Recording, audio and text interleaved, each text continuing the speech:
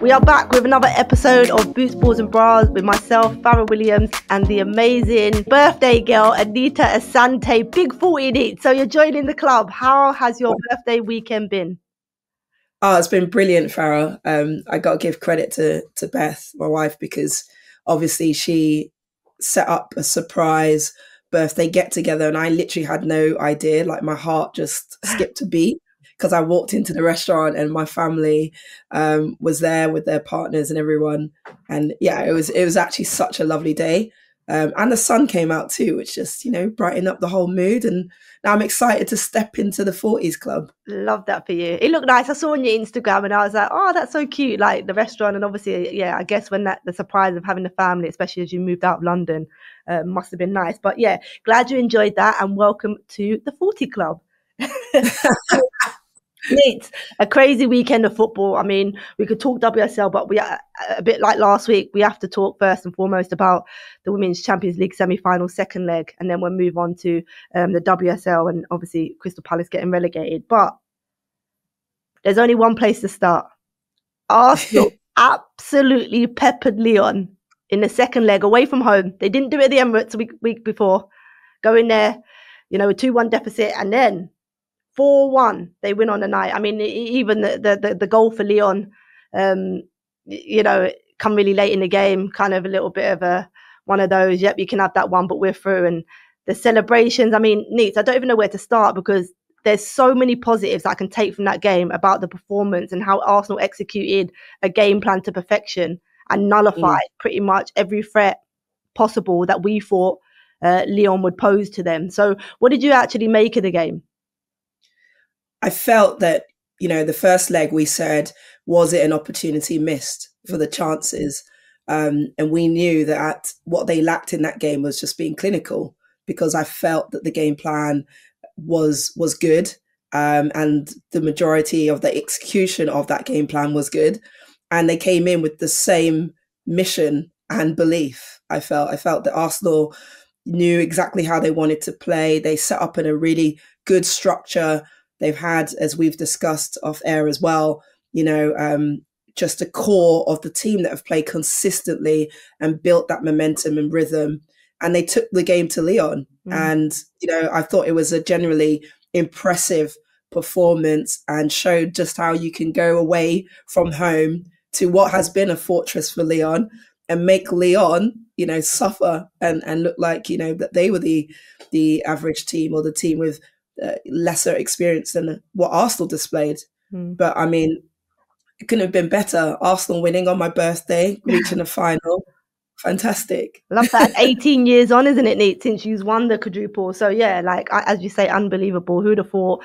And if you think back to the group stages, when Arsenal lost, I think it was 5-2 or 5-3 to Bayern Munich, and then a game after that, Jonas Eideveld gets a sack, or they departed ways. I'm not sure any of us would have thought back then that Arsenal team would have reached the Champions League final. So the turnaround, and I think the way in which Renee Slagers has managed this group of players, because we knew on paper, and we said at the beginning of the season, on paper, this team should be winning trophies.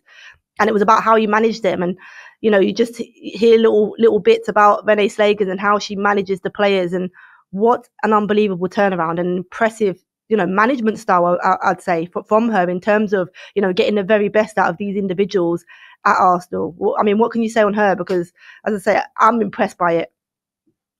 What an incredible season for Renee Slagers. Came in interim charge and then, got handled the management role. And I think the way she even has bridged the points gap in the WSL this season to apply that bit of extra pressure on Chelsea is phenomenal, let alone reach a Champions League final. That's the stuff of dreams for anyone, players, management, coaches included. But she's done it in such an understated fashion. The way she is on the sidelines, just so calm, so assuring. You can see the connection and she has with the players. And I think that's reflected in the way that they've been able to go on the pitch and perform. So yeah, I think she deserves all the flowers that she's getting at the moment. And I hope she's enjoying the moment whilst obviously knowing that there's still one more massive match in Champions League to come. Yeah, and I think you mentioned it there, Nate. I think when you talk about calmness, I mean, her composure through ups and downs and, when they're behind, you never see panic from her. When I watch her on the side, it's always, calming the team. Everything is just like, and I think that really, as you mentioned, I think that reflects in the players. I think the fact that there's huge pressure that comes with Arsenal, and certainly Arsenal women as a club, over the years and what they've achieved. And I just think she's brought that calmness, and it really does. When you've got a manager on the side that is frantic, sometimes that can reflect in play. And I think the fact that she's so calm on the side actually really helps these players relax and settle into games.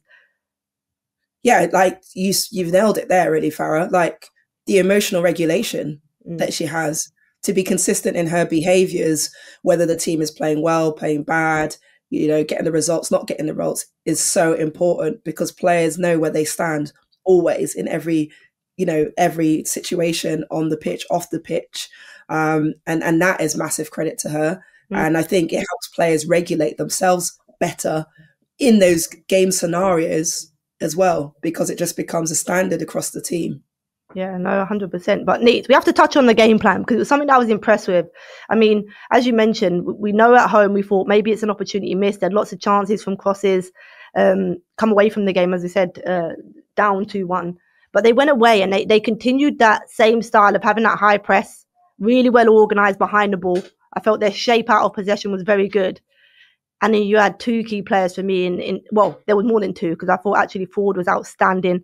But I thought Caldenti and Kim Little, I have to mention Kim Little, because I thought in terms of having that control from central areas, in terms of knowing when to speed up the game, when to slow the game down, and really dictate that rhythm of play, I think she was very key to that. And obviously when you've got players around you like Caldenti, I think in terms of Caitlin Ford, I mentioned her because I think in terms of the press, I think she's really, really, in terms of dictating that press in that front line, she's probably the one that controls it the best. And yeah, I just thought Kim Little, I mean, I don't know what you thought of her, but I mean, 34 now, been at the club a long time.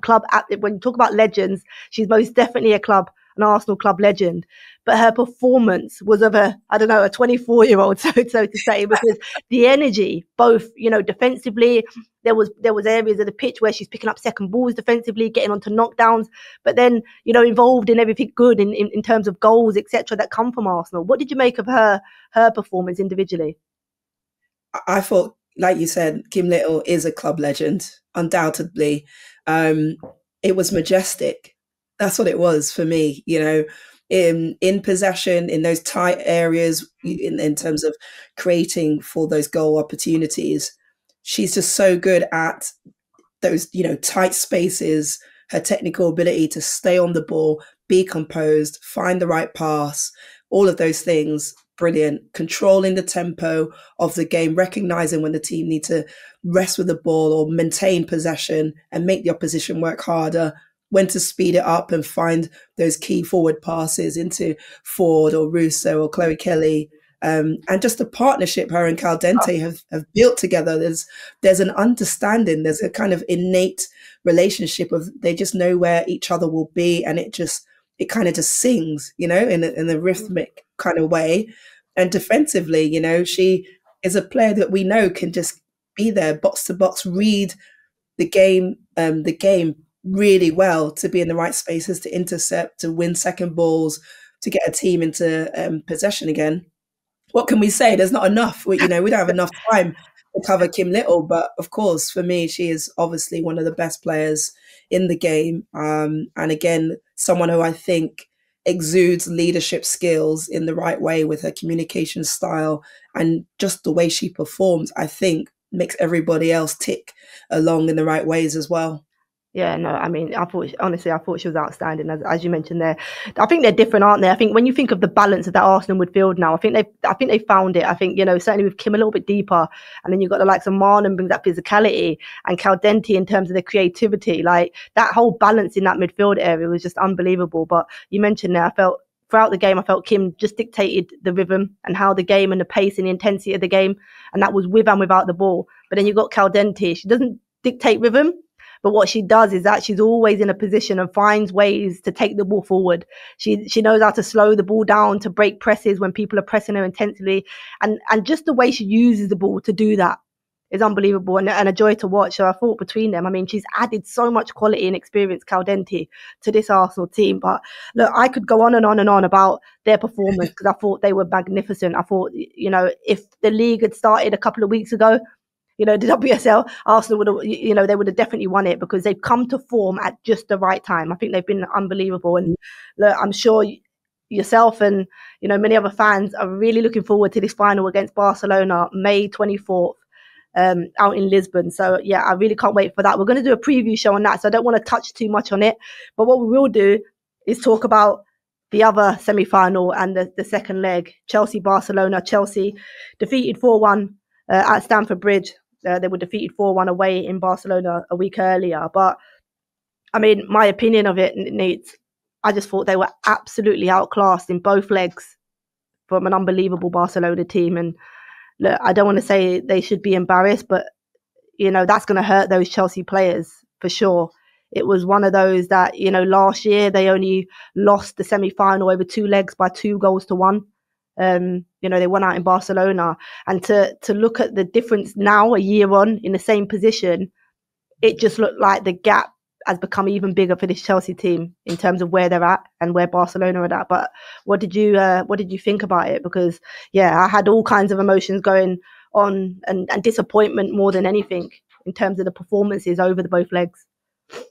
Yeah, I think, like you say, Faz, from when you think back to that final where they lost 4-0 to Barca, that's the learning that any team wants to take from that experience into the future.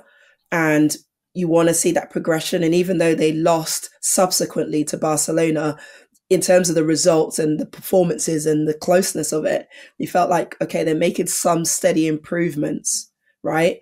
But when you look at the 2 games over the course of this campaign, you'd almost go, is there a massive regression in the way that Chelsea are playing, in the structure, in and out of possession for these bigger games?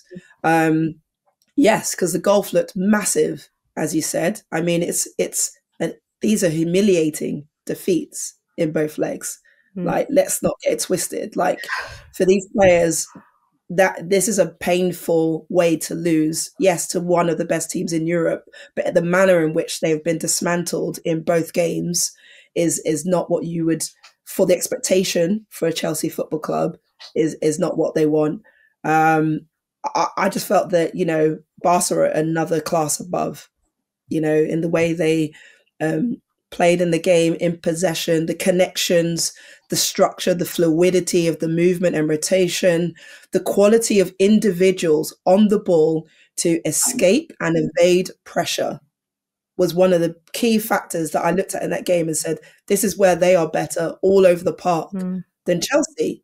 Yeah. Individual play at times to just get away from another, you know, opposition player and create space and time and make it look like they have more time, as well as the quality of the final ball. But Chelsea looked lost. They did, you know, and I know we're going to touch more tactically on them, but they just looked like, you know, didn't know whether they were sticking with players, player for player, whether when to pass on a player, when to release and just smell danger, you know, when to be a bit more cynical maybe and commit those fouls in areas that you need to slow down the game. And to be fair to them, the first 10, 15 minutes, they started quite brightly with intensity and energy, and they had some very, very good chances. And you wonder if they'd put away one of those chances, would it given them the confidence to just, you know, stay in the game and find a way? But that's the difference again, you know, as well, being clinical in the box when it arrives, because good teams just do not give you that many chances either. No, I mean, I would agree. I think you know what I like, Nate. I mean, we spoke to Sonia Bonpastor on Wednesday, didn't we, after the victory against Crystal Palace in the league, and she just said a few things that actually made me think, you know, she knows and she can see, you know, through this team, and she knows, I guess I would imagine she will know which players, because obviously let's not forget, this isn't her team, this is a team she's inherited from Emma Hayes, and I think she's looked at it and thought maybe we were closer and kind of gone with it. I know they brought Kira in, didn't they, and Germa in January, but I think she'll be looking at some of those players and be like, yep, these are players that have the right mentality, you know, that and we talk about mentality because I think the mentality of this team in WSL is fine and they can get away with it. But I think when it comes to being European champions and being the best, it has to shift. It has to shift massively. And I think she knows there were some players there that probably, you know, aren't going to take her forward. And, you know, she might need to replace and bring some other players in. But I felt for all the experience they had in that team, they lacked it, or they lacked leadership and maybe a little bit of responsibility. I think when I look at that second leg, I was questioning a little bit of the tactics. I thought they were all over the place. You know, you can't high press whilst playing player for player marking, which is what Chelsea were doing. Chelsea were trying to go player for player. They obviously started. I thought the shape in terms of like personnel as well. I thought the personnel was completely wrong. And I know Sonia Bompastor said after the game, her team weren't physically in the best shape to compete. And I don't know whether it was that or maybe the personnel that was picked to carry out the tactics. But Baltimore played up front with Ramirez. You had Canarid all the way at right back. You had Lucy being dragged into areas, Germa. But when I think back to the opening goal, Neat, and look, you had Nuskin, I thought was a great addition to the team. I felt like she should have started the first leg. I felt like her energy and, you know, she had a couple of chances really early on. Good energy, good quality. But it looked like she was marking Bonmati. Now, I might be wrong, but in Bonmati's goal for Barcelona, it comes from just within her half. She picks up the ball and starts running with it. Now, as she's running with it, and it was on, say, the right-hand side or right-hand side of a central area, you've got Nuskin chasing her. You've got Charles, who's supposed to be player-for-player marking Graham Hansen on the left-hand side. And so she's aware of that. Doesn't know whether to engage Bonmati. Doesn't. And then what happens is that when she decides, actually, I've got to engage because Nuskin's nowhere near getting her, lunges in with a slide tackle, completely misses it. Then you've got Millie Bright, who doesn't know if to come across or not. And then, I mean, for me, I think Hannah Hampton potentially could have done a little bit better near post. Maybe it was a bit too high, but she just fires it into the roof of the net. But it felt that way throughout. You had players that were just running off. And then because it wasn't your player, they didn't know who to pick up or pass on or whatever. And there wasn't any it felt like there was zero communication in terms of that. And you know what it's like when you're being asked to take the responsibility of marking a player out of a game. At some point, you have to have those communications or lines of communication where you're like, actually, she's taking me into an area I don't need to go. I'm aware of where you are, but I've got to keep my shape. And I felt that Chelsea got that completely wrong. And literally, Barcelona ran all over them. And it was that part of the game was embarrassing to watch because tactically it was just all over the place. I don't know if you could see that from how you was watching, but I mean, at this level, Neats, I get when you want to try and mark out key players, but every player having a player responsibility, I didn't agree with that tactic. No, I agree. I think in this day and age, teams are so well tactically organized and astute to adapt that I don't think you can play a player for player system all over the pitch because I just think Barcelona are a sort of team that play the game as though they're playing Connect Four. So, you know what I mean? They're thinking about situations ahead of what you've even seen in initial phases, you know, build up play. They can recognize as a high press. Okay, we're going to play beyond it now. We'll find the players into space. We'll play beyond into the fullback area. They'll always just solve it because they are world-class players who have to be good decision makers and be able to adapt in game. And I think that's what they do well. Firstly. Secondly, are we saying that these Chelsea players, player for player on an individual basis, are good enough to defend 1v1 against all of these players all over the park?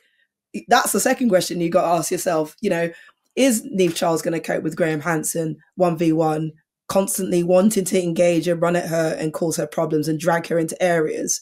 You know, do they want someone like Bonmati that doesn't stand still and is constantly being alive and trying to create? That, you know, what do I normally say as a defender when I'm playing against a world-class player, a forward, a midfielder, whoever, and I know they're unbelievable? Sometimes you need help from your mate. Yeah. It's just as simple as that. You can't go 1v1 defending. You need someone to come and create a 2v1 and shift them into areas where you can then engage. And I think at this level, I'm sorry, I think at an elite level, there are arguments that you go 1v1, maybe in your high press with your forwards, and you're saying that centre back is your responsibility. Goalkeeper plays to that player, you go. But the minute you're in these midfield areas, for example, at this level, I think you've got to be able to do player in space and understand compact team shape in all the units. I just think you have to be, and you have to be drilled into that.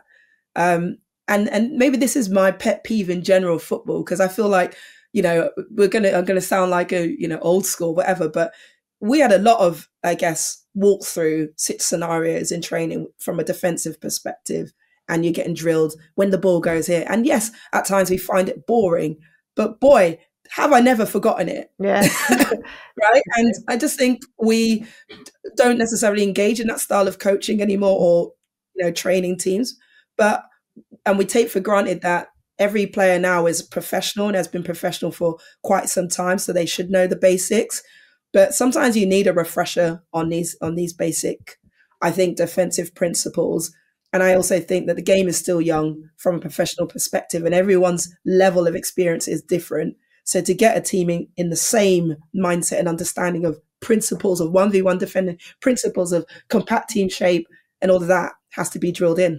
100%. Because Chelsea looked all over the place. And also, like you say, when a player, you know, leaves Charles going to ground for that goal, for example, for the Bon Mati's goal, take that one situation, you go to ground, you give yourself no chance. And if you're going to ground, you better win the ball, right? So firstly. Secondly, if you decide to track a player, track the player all the way, or don't. Track the player until you get a call that your mate has that player. Thirdly, now the player's in your box and engaging in the box, the goal is available for them to aim at. Somebody has to go fly out. This is last ditch defending scenario now. So there's so many things that have a sort of a knock-on effect, and those were the repercussions. Yeah, basically. 100%. But you even talk about it, like, I mean, we spoke a lot about Barca in possession and the quality they possess, but actually they absolutely smothered any type of possession build-up and any work that Chelsea tried to do.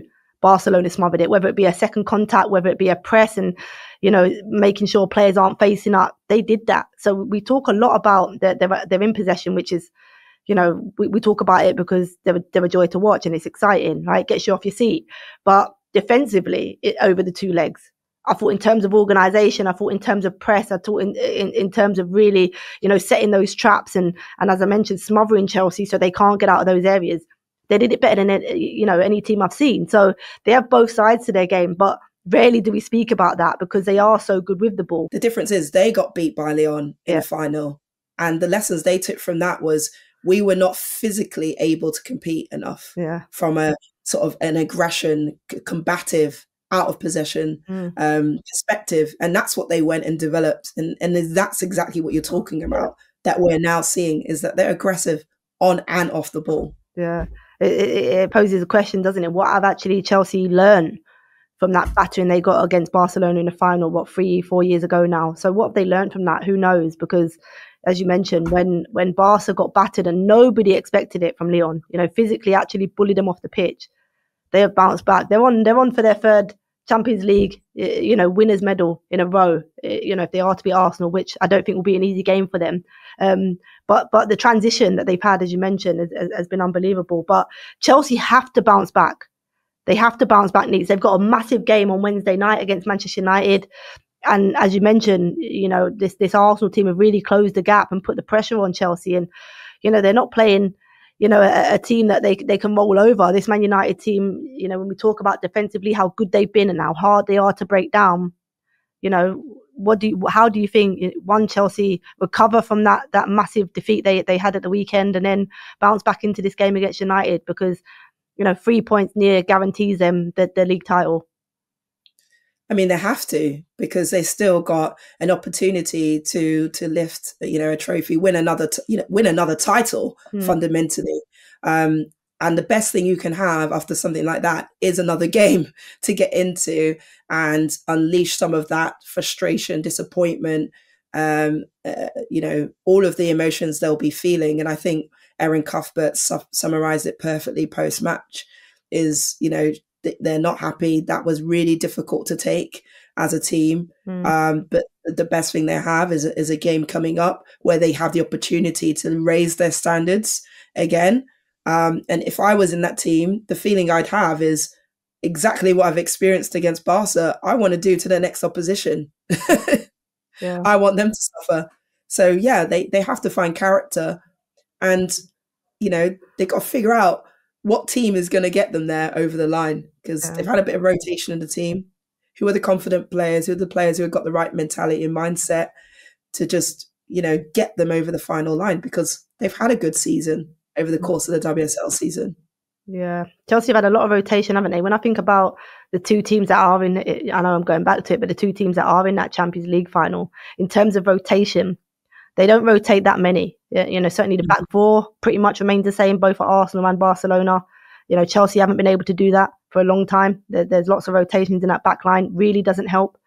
And then, you think about the midfield, I think Arsenal have kind of nailed on their midfield now. Barcelona, we know you could pick their three in midfield, and then again the front three. So I do think this rotation with Chelsea and trying to manage players and and also trying to keep players happy and trying to get those right connections, who's the right player to start in each game.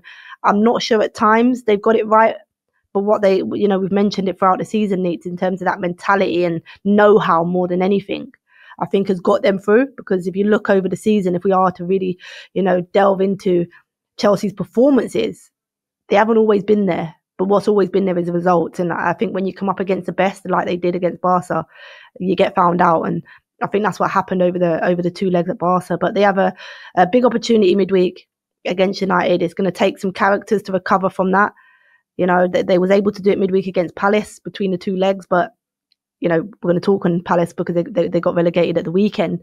So completely different opposition. And Man United is still fighting for, that third spot in terms of Champions League football. So it ain't going to be easy. And also, I mentioned it, didn't I? Man United don't concede that many goals and have goal scorers in their team.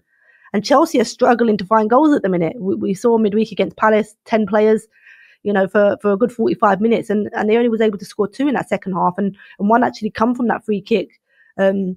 And the result of the sending off. So it's not like they're scoring, freely from open play. Like how do you see that in terms of Chelsea need goals. They need to win the game, and United defensively, I thought they've probably been the best in the WSL this year. No, I agree with you. I think it's going to be a really hopefully good contest, but a tight game, because I think even going into the Champions League for Chelsea in these latter stages, knockout phases, there was a bit of I feel like the warning signs were coming from the WSL games they had played, we had watched against Liverpool, against West Ham. It was sort of creeping in, this bit of vulnerability, a bit of uncertainty. So now they're going back in knowing that if they win this game, they could win. That adds another layer of pressure, because that means they've got to do everything as spot on as they can in terms of executing a game plan with quality, with the details, the concentration, all of that. Because Man United, again, they've got something to play for, European place. They're going to want to execute, the consistency that they've shown throughout this season that's put them in this position. They've had a solid team in terms of a consistent lineup for a large majority of the season. So I think there's a very clear, not only game principles for them, but just even confidence, flow of the play. And the connections are there, the relationships are there. They don't give up many chances. Yeah. So that's the big test for Chelsea, is can they unlock Man United's structure and find clear-cut goal-scoring opportunities, as well as not make errors and mistakes and poor decisions, whilst, if I'm Man United, I've got to be sniffing out the fact that maybe Chelsea are a bit vulnerable at the moment. And of course, they're disappointed, but they're not in the free-flowing, ruthless Chelsea that we know of late. Yeah. So Man United have a very, very good chance, but I think it's going to be a really exciting end, potentially, to the season. Yeah, no, I agree, Nate. I think you just nailed it. Not really much to put on that, but United, certainly will be excited about this game. And as you mentioned, they will be, smelling those vulnerabilities that Chelsea have displayed, in recent weeks for sure. And they're in a good place, United. So that's on Wednesday night. And as you say, they need, just 3 points from that. And, the weekend against Tottenham, a point will guarantee them the league. But we'll just fly through this a little bit, because West Ham 7-1 winners against Crystal Palace and send them down. So Crystal Palace, I thought they gave an unbelievable account of themselves in the WSL this season, but they have been relegated back into the Women's Championship.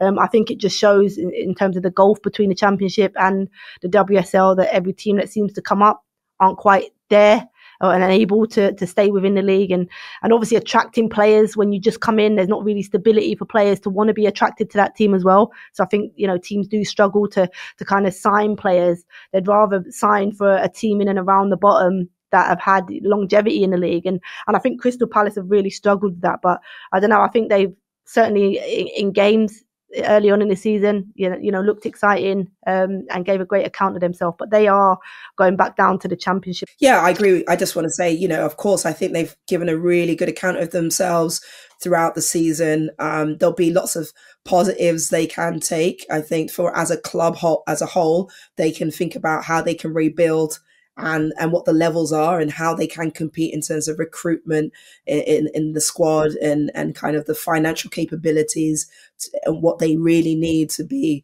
come up again potentially and compete next season or into the future.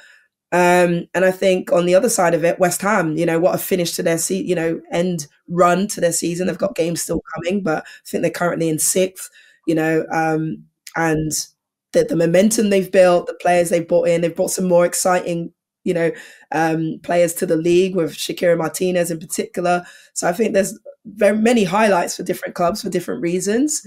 But yeah, of course, it's never fun to see a team go down, but we wish obviously Crystal Palace all the best. And I think this will be a big learning curve for them going into the future. Yeah, most definitely. As you say, good luck. I mean, good luck to them in the future. And to be honest, I did speak to one of their coaches, and they are well backed by the club. So that is a positive to know that, you know, and yes, they've gone down and there's some negatives that come with that, but actually the backing in terms of the club is there. So yeah, we'll see what the future holds for them. But needs a couple of positives at the weekend.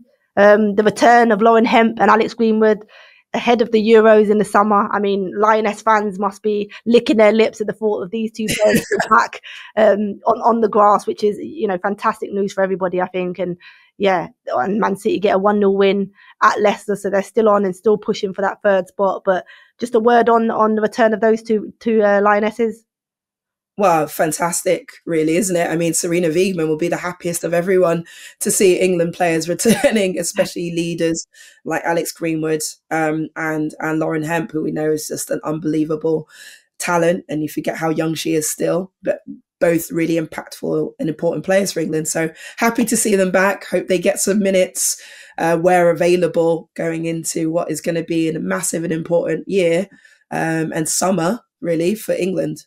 100%. And the other game was Liverpool pulled it back to 2-2, a last minute equaliser against Tottenham. But Neats, quickly we'll do a quick fire, the best part of the pod for the fixtures coming up at the weekend, Sunday the 4th of May. Oh, Man United, Man City. United. I'm going to go Man United as well. Liverpool, Everton. I'm going to go Everton. Liverpool. You got Liverpool? Liverpool. Crystal Palace against Leicester. I'm going to go Leicester. Leicester. Although Palace have nothing to play for. That's I might go, I don't know. I'll go Leicester. Spurs, Chelsea. I'm going to go Chelsea. West Ham, Villa. I'm going to go West Ham. Going to go West Ham as well. And Brighton, Arsenal. I'm going to go Arsenal. Arsenal. Oh, these were tough this week, Fara. Well, they're all this weekend's fixtures looking good. So we got some fans questions, Fara, and the first one is from Katie_97531. Can Arsenal beat Barcelona and win the Champions League? You know what? I actually think they've got the tools to do it. I think they've got the belief within the squad. I think belief, goes a long way within a team when you have that, those self-belief individually and collectively, and that buy-in into what you're doing, which is what Arsenal have shown certainly since Renee Slagers has been at the reins. So I think they have the qualities to, and the threats within their team to put some real pressure on this Barcelona team. We know that Arsenal do like to press, and we saw what happened when Manchester City did that in the group stages. And we also know that Barcelona can lose one-off games. Very rare they lose a double-header, but they can lose those one-off games. So I think Arsenal have a real chance. And look, I want no one else to win other than Arsenal. I know people think, if I was a Chelsea fan, yes, I am a Chelsea fan. But listen, Arsenal representing the WSL, they're representing English teams. And, you know, I'm definitely supporting them, and I might have my Arsenal shirt if I'm working at the game underneath my suit. But yeah, I'm definitely supporting them, and hope they get the win. I think they can. I actually think they can. I think they've got the qualities within their team, and I'm excited. You can probably hear the excitement in my voice because yeah, this game excites me. Yeah, I think Arsenal absolutely have a good chance of winning because I think they have shown a consistency of performance. They have the qualities and the threats and a really good structure behind them. They've got confidence and belief, and they're coming into great form. So why not? I think if they go out there with that self-belief and that aggression that they've shown, they can absolutely do it. And I would, you know, if they really want to give me the best birthday present, just bring the trophy. Bring the trophy home. Bring it home. I mean, bring it home. Yeah. That would be unbelievable. I think Neat's only taking the one question today. But guys, that's been a short, sharp podcast. But thanks for listening to BBB. Make sure you comment, subscribe, and like. And also, we always say it, send in, you know, anything you want us, topics you want us to talk about. We're still waiting for some to be sent in, and we're more than happy to discuss them. But for now, thank you, and we will see you next week.